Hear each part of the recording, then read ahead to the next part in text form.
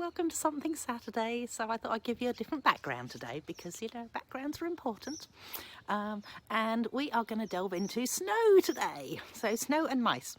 And I reckon we will get to it. I'll see you in a moment. Oh, there we go. Now we're on. So when I was talking about snow, I was actually talking about this stuff. So Snowfall Accents Puff Paint. And you can get some really cool effects with this.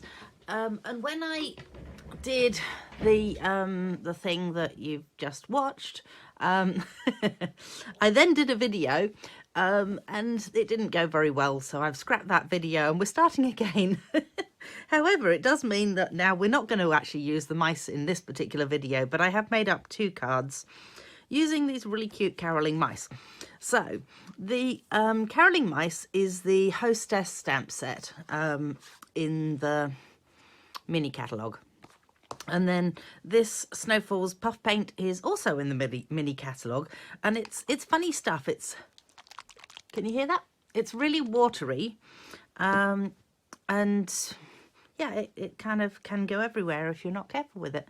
But I had to be careful. So the first card that I made is this one here, and you can sort of see that there's like I thought that I would be able to make the little mouse look more mouse-like if I put a bit of sort of like faux fur on him using the puff paint, but I'm not 100% sure that it's worked. However, it does work really nicely for the snow.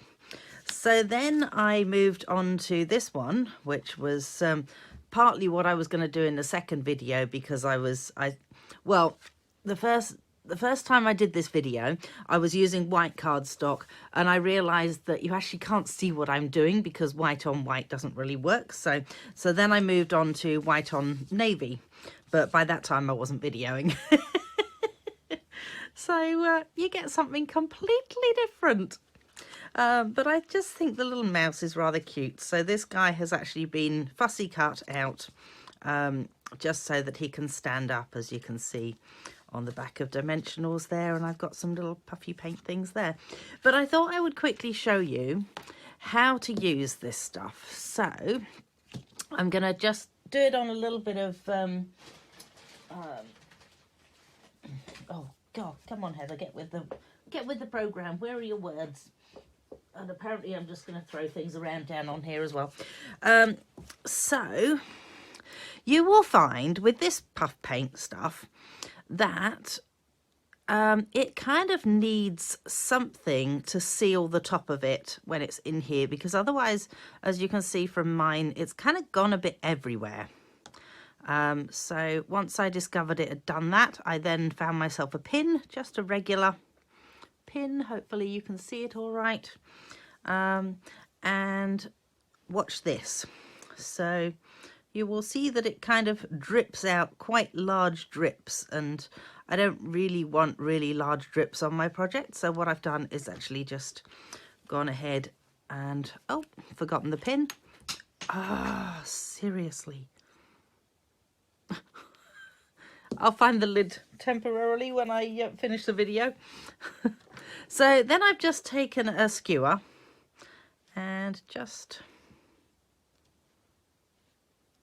daubed some of this on, or you could swipe it on. And let's just do a few more daubs so you can actually see what happens when you go to use it.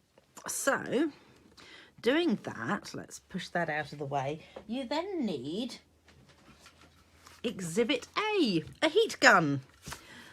So the Stampin' Up one has 2 heat settings. So you've got the heat, so that's like a drying heat. And then you've got one more along, and that actually produces the sort of heat that you need for this sort of thing, or for heat embossing. So all you do is just hold it over this and wait for the magic to happen. And hopefully you can see. You see how it's all puffing up? Isn't that cool? Hopefully you can see it.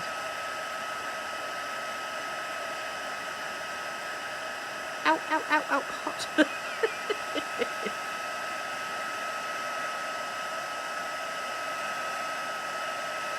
Obviously, if you hold it downhill, then the drips start going down.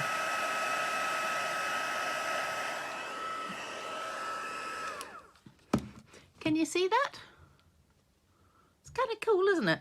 So if you have it like that, you can actually squash them, which is probably not what you want. So you actually want to leave them to dry completely. And once you've done that, then they don't squash so easily, as you can see.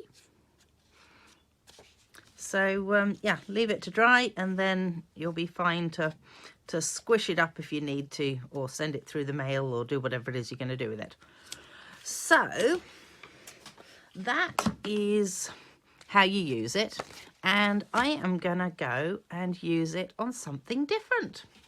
Now for something completely different, as they say in Monty Python. Waves of inspiration. So I have a husband, as many of you know. And I said to him, be nice to work out something different to use this with. And he said, waves.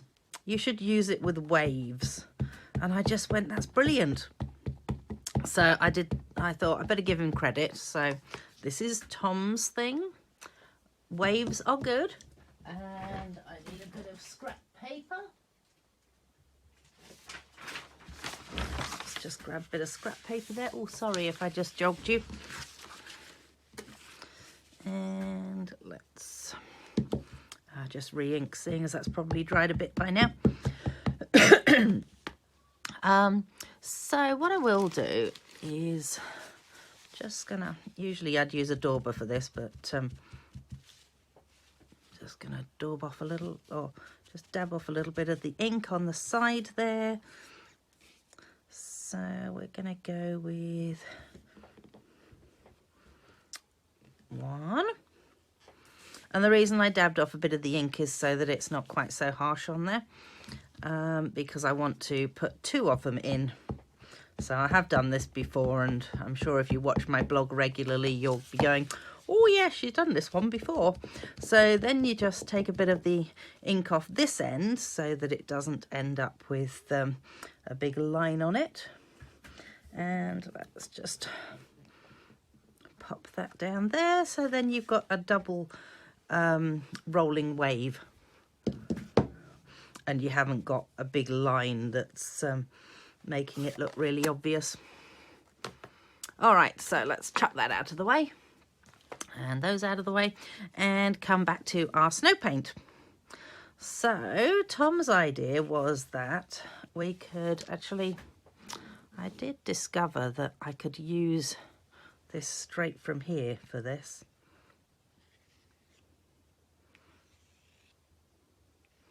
So then it's a case of just draw on little bits and heat it up. So let's go for it.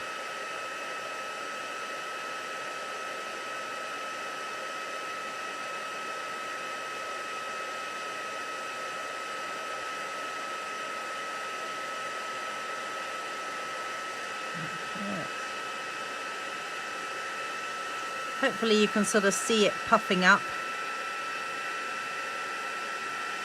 It's kind of cool. It just gives it sort of like that that foamy sort of appearance that waves get when they're being wave-like. When they're crashing onto each other. Substitute your own words into this.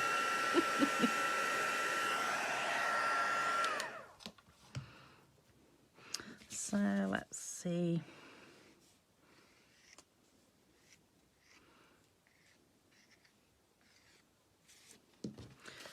You can keep adding more as you go through.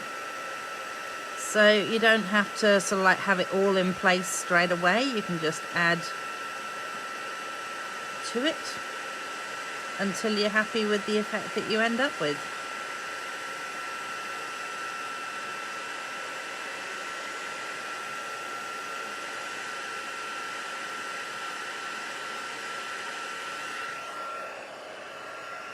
Oh, goodness.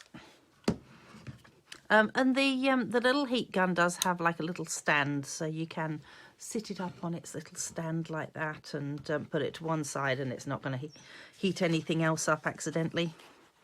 So there we go. Yes, you can create as much foam and things as you like. So I will finish off this card and add it to my blog. And feel free to check out my blog and come back and visit me next week, and I will scramble under my desk and find the lid to my puff paint now. Hopefully you've enjoyed the video.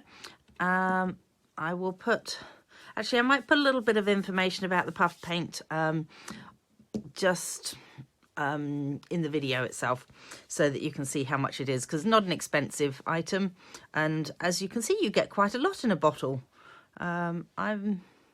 I've had mine for quite some time and I've only used that much of it. So there you go. All right. Thanks for joining me. See you next time. Bye.